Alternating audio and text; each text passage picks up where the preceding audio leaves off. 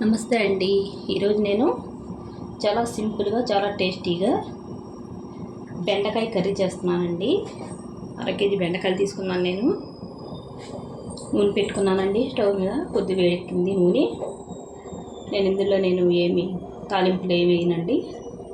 చూడండి, అరకేజీకి 3 ఉల్లిపాయలు అండి, 4 పచ్చిమిరపకాయలు కోసుకున్నాను సన్నగానే. వేసేసుకుందాం.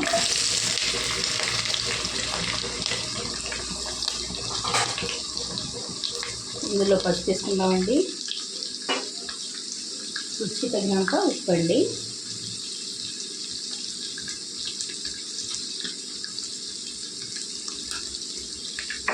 బాగా నూనెలో కలిపేసుకుందామండి. బాగా వేగాలండి ఉల్లిపాయలు. చాలా టేస్టీగా ఉంటుందండి. ఇలాగా చాలా సింపుల్గా అయిపోద్దండి కర్రీ. బాగా కలిపేసుకొని మూత పెట్టి మగ్గించుకుందామండి ఉల్లిపాయలు. చూడండి, సగం మగ్గాయండి ఉల్లిపాయలు. ఇంకొద్ది మగ్గాలి. ఇంకొద్ది మగ్గిన తర్వాత చూద్దాం. చూడండి, ఉల్లిపాయలు వేగిపోయాయండి. ఇప్పుడు మనం బెండకాయలు వేసుకుందాం. ఇప్పుడు ఇందులో బెండకాయలు కోసుకున్నానండి, శుభ్రంగా కడిగేసి వేసేసుకుందాం. సరే, బాగా కలిపేసుకుందాం బెండకాయలు.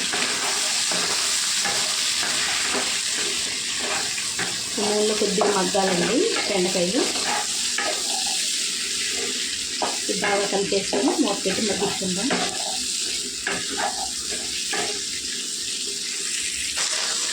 చూడండి, ఒకసారి కలుపుకుందాం బెండకాయలు.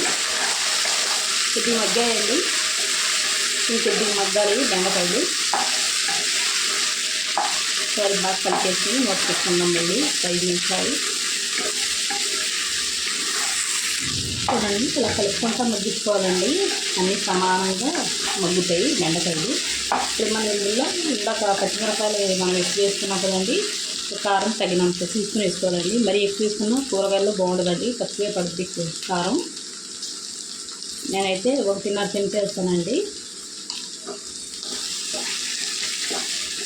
మనం నీచులు వేసుకున్నట్టు అంత పట్టదండి. కూరగాయల్లో తక్కువ వేసుకుంటేనే టేస్ట్ బాగుంటుందండి. వేగాలండి కారం పచ్చివాసన పోయే వరకు. కొద్దిగా మగ్గుతాయి కదండి, కొద్దిగా మగ్గాలి కదండి బెండకాయలు. వాటితోటి కారం కూడా వేగిపోద్ది. మూత పెట్టుకొని మగ్గించుకుందామండి 1 నిమిషం. చూడండి, కారం వేగిపోయాయండి. బెండకాయలు కూడా కొద్దిగా మగ్గిపోయాయి బాగా. చూడండి, ఇలా మగ్గాలండి. ఇప్పుడు ఇందులో నీళ్ళు వేసుకుందాం.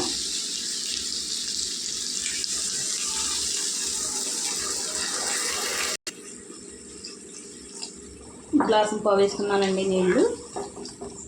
బాగా కలిపేసుకోవాలండి, కలిసేలాగా. ఈ ఉల్లిపాయలన్నీ సపరేట్గా అయిపోవాలండి నీటిలోకి. అలా కలుపుకోవాలి. కాకపోతే కొద్దిగా లైట్గా జిగురు ఉంటుంది కదండి బెండకాయ, దాని గురించి బాగా కలుపుకుంటే సపరేట్ అయిపోద్ది. ఉల్లిపాయలన్నీ సపరేట్గా అయిపోతాయి. చూడండి ఇలాగా. ఇప్పుడు బాగా ఇవన్నీ లోపలికి వెళ్ళేలా సర్దేసుకోవాలి. ఇలా అనుకుంటే ఇప్పుడు మనం మూత పెట్టుకొని వండుకుందామండి. చూడండి, ఉడుకుతుంది కదండి. మనం ఇప్పుడు గట్టి పెట్టి కదపకూడదండి. ఇలా కదుపుకోవాలి. దాకెత్తి ఇలా కదుపుకుంటే బాగా ఉడుకుతాయండి. మూత పెట్టుకుందామండి.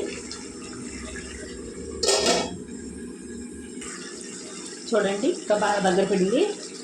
నేను 1 నిమిషాలకి 2 నిమిషాలకు ఒకసారి ఇలా కదుపుకుంటున్నానండి. ఇలా కదుపుకుంటూ వండుకుంటే అన్నీ సమానంగా ఉడికిపోతాయండి. ఇంకొద్దిగా ఉడకాలి. ఉడికిన తర్వాత చూపిస్తాను మీకు. చూడండి, ఇలా దగ్గరికంతా వండేసుకోవాలండి. చూసారా, ఇలా వండుకుంటే చాలా టేస్టీగా ఉంటుందండి. ఒకసారి మీరు ట్రై చేయండి. ఈ వీడియో నచ్చితే లైక్, షేర్, సబ్స్క్రైబ్ చేసుకోండి.